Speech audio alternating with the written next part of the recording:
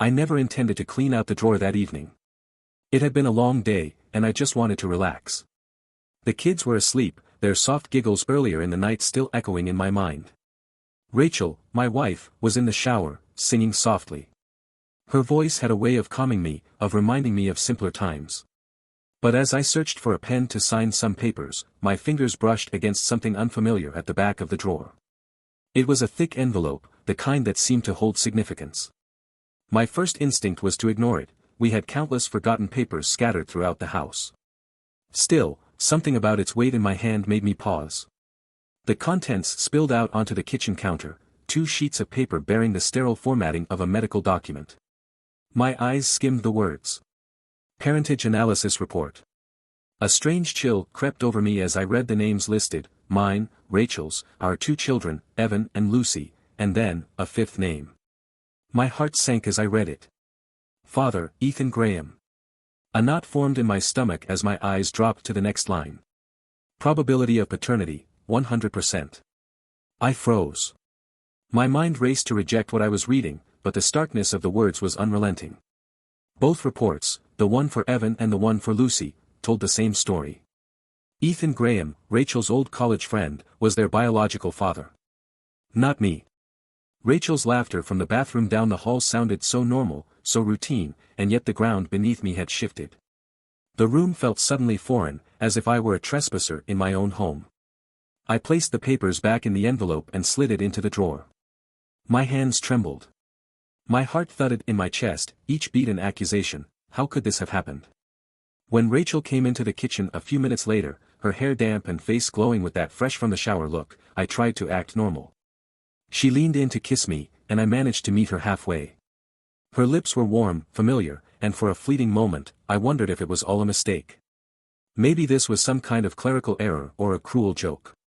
But the question was already lodged in my throat, waiting to explode. The next day, I called in sick to work. I needed time, space, and answers. With Rachel at her yoga class and the kids at school, I opened the drawer again. The reports weren't alone in the envelope. There was another sheet tucked at the bottom, this one handwritten. The note was brief, almost clinical.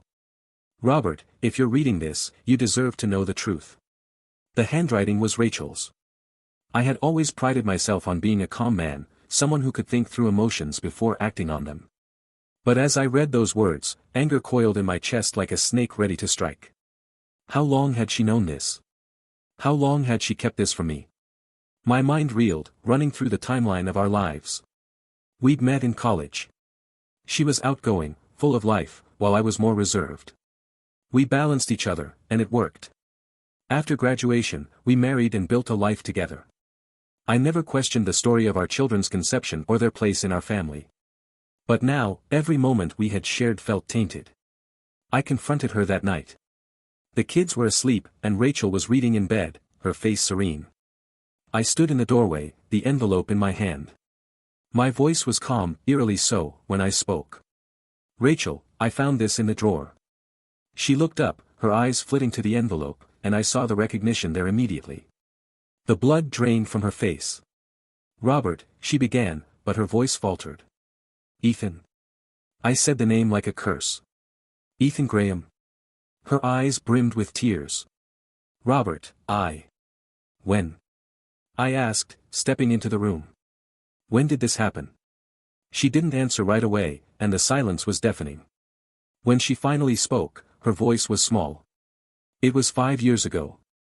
Robert, it was a mistake, a horrible, stupid mistake. I swear it ended before I even knew I was pregnant. Twice. I spat. You're telling me it was a mistake twice? Her face crumpled. I didn't know. I thought they might be yours. The room spun.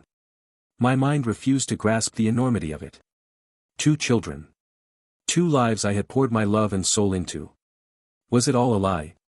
The days that followed were a haze of emotions. Rachel begged me to talk, to work through it.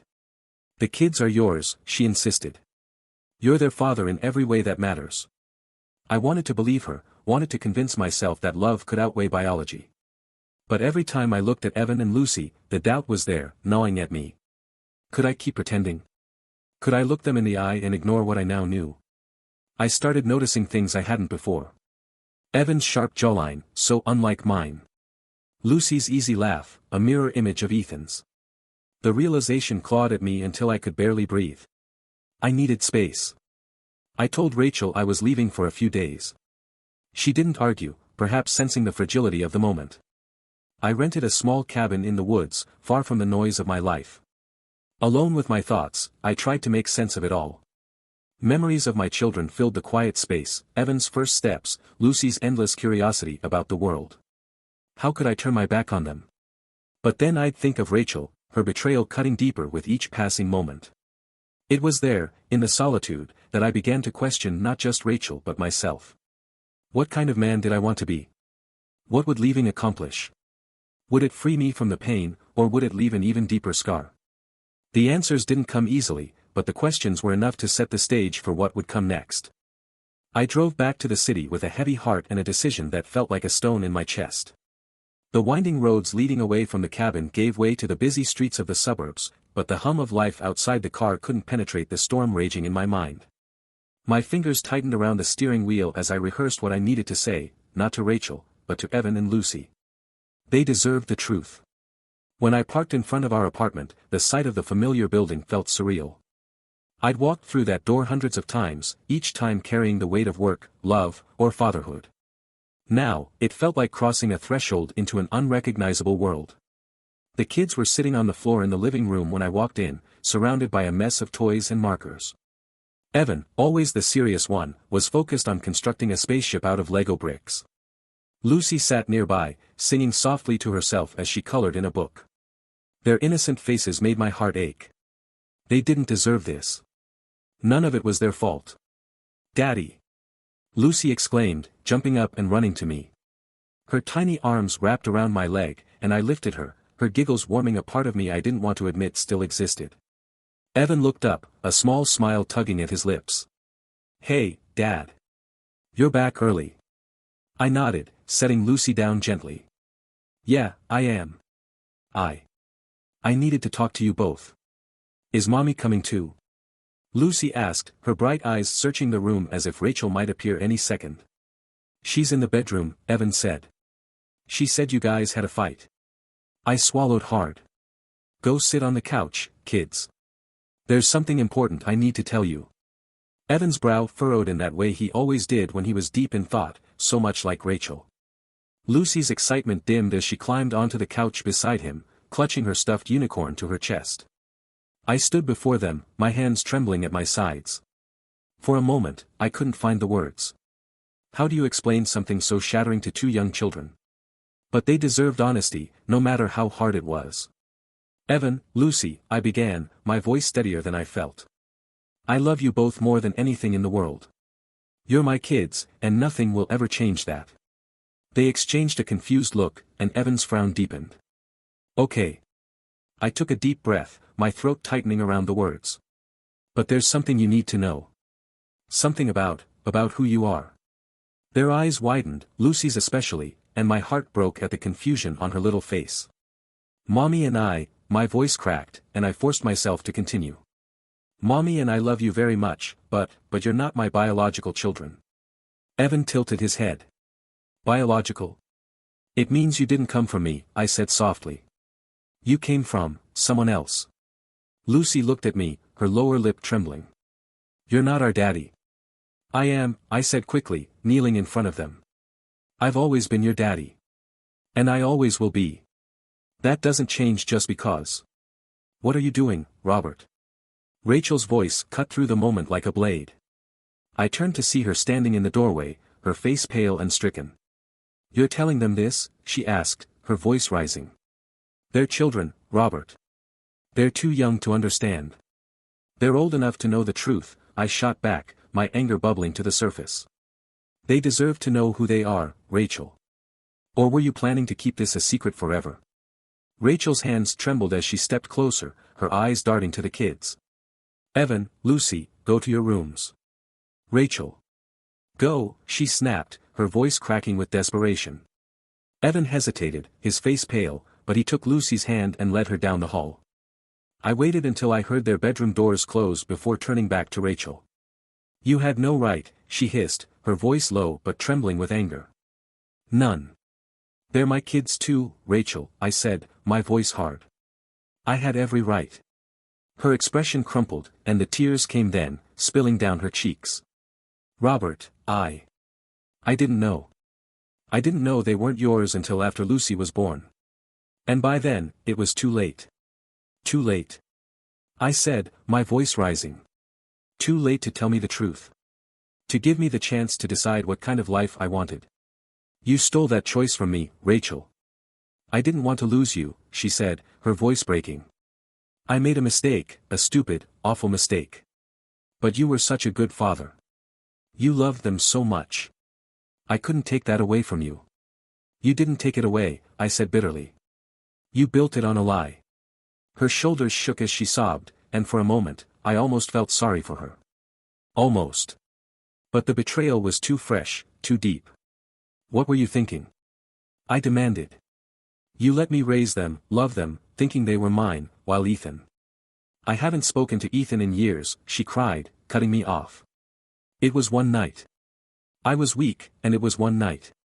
One night that gave you 2 children, I snapped. Her face crumpled, and she sank into a chair, burying her face in her hands. I'm sorry, Robert. I'm so sorry. I thought if I just kept going, we could be happy. I stared at her, my emotions a tempest of anger, sadness, and something I couldn't yet name. You had a choice, Rachel. And you made it. You chose to lie. Her sobs filled the silence, but I couldn't bring myself to comfort her. Not now. Not yet. Later that night, as I lay on the couch staring at the ceiling, Evan appeared at the edge of the room, his small frame silhouetted by the glow of the hallway light. Dad, he whispered. I sat up, patting the spot beside me. He climbed onto the couch, his movements tentative. What's wrong, buddy? Are you leaving? He asked, his voice barely audible. The question hit me harder than any of Rachel's excuses. I pulled him into a hug, my throat tight. I don't know, Evan. I don't know what's going to happen. But no matter what, I'll always be here for you. I'll always be your dad. He clung to me, his small hands fisting the fabric of my shirt. In that moment, I realized that no matter what had happened, no matter what the DNA test said, my bond with these kids was unbreakable. But what that meant for Rachel and me, I still didn't know. The idea of confronting Ethan gnawed at me for days after the confrontation with Rachel. No matter how much I tried to push it aside, the thought kept circling back. I needed answers, not from Rachel, her tears and apologies couldn't fill the gaps in my mind, but from Ethan Graham.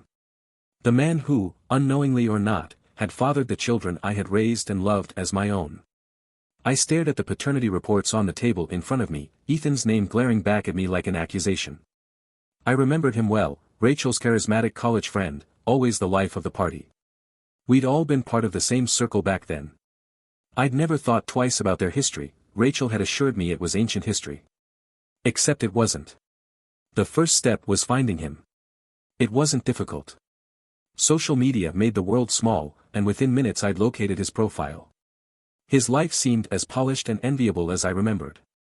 Photos of him at corporate events, grinning with colleagues, clinking glasses at rooftop parties. He hadn't changed much. But what unsettled me the most was a picture of him holding a child, a boy of about 3 years old. Ethan's son. My breath caught as I stared at the child's face. There was a resemblance to Evan, unmistakable and haunting. I typed a message before I could overthink it, Ethan, we need to talk. It's about Rachel and the children. 2 days later, I found myself sitting in a bustling cafe, waiting for Ethan. The air buzzed with the hum of conversation, the clink of cups and plates, but I barely noticed. My fingers drummed nervously on the table as I rehearsed what I would say. Ethan walked in just as I was about to lose my nerve. He hadn't changed much, still tall, with a self-assured swagger that made people look twice. His sharp suit and easy smile contrasted with the storm raging inside me. When he spotted me, his expression shifted to something guarded. He approached cautiously, taking a seat across from me. Robert, he said, his tone uncertain. I got your message. What's this about? I didn't waste time on pleasantries. I pulled out the paternity test reports and slid them across the table. His brows knit together as he scanned the papers. Then he froze, his face going pale. "What the hell is this?" he asked, his voice low. "It's what it looks like," I said coldly. "Those are paternity tests for Evan and Lucy. Your name is on them, Ethan. They're your kids."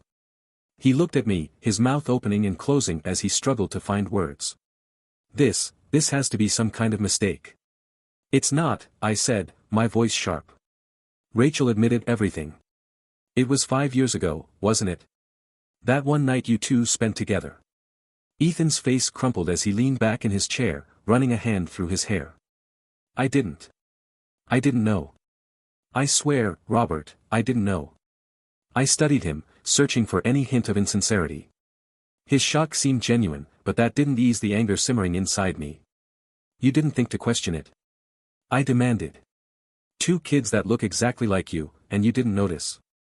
"I haven't seen Rachel in years," he said, his voice rising. "After that night, I backed off. I thought it was better for everyone. She said it was a mistake, and I respected that. I had no idea, there were kids involved." His hands trembled as he pushed the papers back toward me. "Robert, I didn't want this. I didn't want to mess up your life." "Well, you did," I snapped, my voice harsh. "You might not have known, but you're part of this mess, Ethan. Whether you like it or not, you're their father." He buried his face in his hands, exhaling a long, shaky breath. "What do you want from me?" he asked finally, looking up with hollow eyes. "Do you want me to take responsibility? To step in? Because I can't, I'm not equipped for this." "I don't want anything from you," I said, my voice firm. "This isn't about money or involvement. I don't even know if I want you anywhere near Evan and Lucy. But I needed to hear it from you. I needed to know how this happened." "It was one mistake," he said, his voice thick with regret. "A stupid, drunken night that shouldn't have happened. If I could take it back, I would. I'd give anything to undo it." His sincerity was evident, but it did little to ease the ache in my chest. This wasn't just about Ethan. It was about the life I thought I had, the family I thought we'd built. "I've spent the past 5 years raising them," I said quietly. "Loving them, believing they were mine. Do you understand what that feels like? To have that ripped away?" Ethan nodded, his throat bobbing as he swallowed hard. "I can't imagine, Robert. I'm sorry. Truly, I am." Silence hung between us, heavy and suffocating. For the first time, I saw Ethan not as the man who had fathered my children, but as someone who had made a mistake and was grappling with its consequences just as much as I was. "I don't know what I'm going to do," I admitted finally. "But I need you to stay out of this unless I decide otherwise. This is my family, my kids. And I'll be damned if I let this ruin them." Ethan nodded, his shoulders slumping in defeat. "If there's anything I can do, anything, just let me know." I didn't respond. I stood, gathering the papers and shoving them back into my bag. Ethan watched me go, his face etched with guilt and sorrow. As I stepped into the crisp air outside, a strange mix of emotions churned within me. Anger, yes, but also a flicker of something else. Empathy, maybe. Whatever had happened between Rachel and Ethan, it was clear that neither of them had intended for things to spiral like this. But intentions didn't change the damage done. I drove home, my thoughts tangled. This meeting hadn't given me the closure I hoped for, but it had given me something else, a clearer picture of the man who shared an unbreakable biological bond with my children. The question now was what to do with that knowledge. The drive home from my meeting with Ethan felt heavier than anything I'd experienced in my life. The weight of everything I'd learned sat like an anchor on my chest. I replayed his words in my mind, his regret, his shock, his insistence that he hadn't known about the children. It didn't absolve him, not in my eyes, but it left me questioning what came next. By the time I stepped into the apartment, the sky had darkened. The dim light in the hallway cast long shadows across the walls, a fitting backdrop for the mood that hung over the space. Rachel was sitting at the dining table, her hands folded in front of her. She looked up as I walked in, her eyes rimmed red from crying. For a moment, neither of us said anything. The air between us was taut, vibrating with unspoken words. "You went to see him, didn't you?" she finally asked, her voice barely above a whisper. I didn't bother denying it. I tossed my keys onto the counter and leaned against the wall, crossing my arms. "I did." Her expression crumpled. "Robert. I Don't, I cut her off, my voice sharper than I intended. Don't make this about you. I didn't go to Ethan for you. I went for me. And for the kids. Her eyes filled with tears again, but she nodded. What did he say? He didn't know, I said flatly. He claims you told him it was a mistake and that he backed off to give us space. Rachel looked down at her hands, her fingers twisting together. It was a mistake, she said, her voice trembling. And I did tell him that. I didn't want him in our lives, Robert. I wanted us. Our family. I let out a bitter laugh. Our family? Is that what you call it? A family built on lies? They're still your children, she cried, her voice breaking. Maybe not biologically, but in every way that matters. You've raised them. You've loved them. You're their father, Robert. Her words hit me like a wave. My hands clenched at my sides as I struggled to keep my emotions in check. And what about me, Rachel? I demanded. What about my feelings? You didn't think I deserved to know the truth. You didn't think I deserved the choice to decide if I wanted to raise someone else's kids. I was scared, she said, her voice cracking. I was terrified of losing you. You're such a good father, Robert. I couldn't imagine anyone else raising them. That wasn't your decision to make, I snapped. You robbed me of that choice, Rachel. And now, you want to keep pretending like everything's fine. Her tears fell freely now, but there was a defiance in her gaze. It's not about me, Robert. It's about them. Evan and Lucy need a father. They need you. If you leave, it'll destroy them. The words cut deep. My love for those kids was undeniable, but every time I looked at them, I couldn't escape the thought of Ethan, the man who had fathered them without even knowing it. The man who was now an unavoidable part of their story. They don't need me, I said, my voice quieter now but firm. They need stability. They need support. And that support should come from Ethan. Rachel's brow furrowed in confusion. What are you talking about? I'm talking about child support, I said, my tone hardening. Ethan is their biological father. He has a responsibility to provide for them. Rachel's face turned pale, and she shook her head. No. No, Robert, please. You can't do this. You can't bring him into their lives. Why not? I asked, my anger bubbling to the surface again. You had no problem bringing him into yours. Her lips parted as if to respond, but no words came. I continued, my voice laced with frustration. He's their father, Rachel. He can help pay for their education, their future. If he's good enough to father them, he's good enough to support them. What about you? She asked, her voice trembling. Are you just going to walk away? From me? From them? I hesitated, the weight of the decision pressing down on me. I don't know how to stay, I admitted. Every time I look at them, I see him. Every time I look at you, I see the betrayal. How am I supposed to live with that? You don't have to, she said desperately. You don't have to live with it. We can get through this. Together. We've built a life, Robert. Don't throw it away because of one mistake. One mistake. I repeated, my voice rising. This isn't just a mistake, Rachel. It's 2 lives. 2 lives you built with another man and then passed off as mine. That's not something you just move past. Her shoulders shook as she sobbed, but I felt no urge to comfort her. My heart had grown too hard, too cold. The man who had walked into this marriage with hope and trust was gone, replaced by someone I barely recognized. I need time, I said finally, my voice quiet but firm. Time to figure out what this means for me. For all of us. She looked up at me, her eyes pleading. Please, Robert. Don't leave. Stay for them. Stay for us. But I couldn't give her the answer she wanted. I turned and walked out of the room, her sobs echoing behind me. That night, I lay awake on the couch, staring at the ceiling. The apartment was silent, save for the occasional creak of the floorboards. My thoughts churned relentlessly, a storm of anger, sadness, and uncertainty. I thought about Evan and Lucy, their laughter, their questions, their innocence. I thought about Ethan, his shock and regret. And I thought about Rachel, the woman I had once trusted more than anyone in the world. The decision wasn't easy, but I knew one thing, I couldn't live this lie any longer. Something had to change. The next morning dawned gray and overcast, the kind of weather that matched the heaviness in my chest. I had made my decision in the early hours, lying awake on the couch and staring into the darkness. I couldn't live like this, trapped in a life built on lies and betrayal. The pain was unbearable, and I knew the only way forward was to step away, no matter how much it hurt. I sat at the kitchen table with my phone in hand, staring at Ethan's contact information. I'd saved his number after our meeting, knowing this moment would come. With a deep breath, I pressed the call button. He picked up on the second ring. "Robert?" His voice was cautious, tinged with unease. "Ethan," I began, my tone clipped and firm. "We need to talk. This isn't a conversation for debate. I've made my decision." There was a pause, then, "Okay.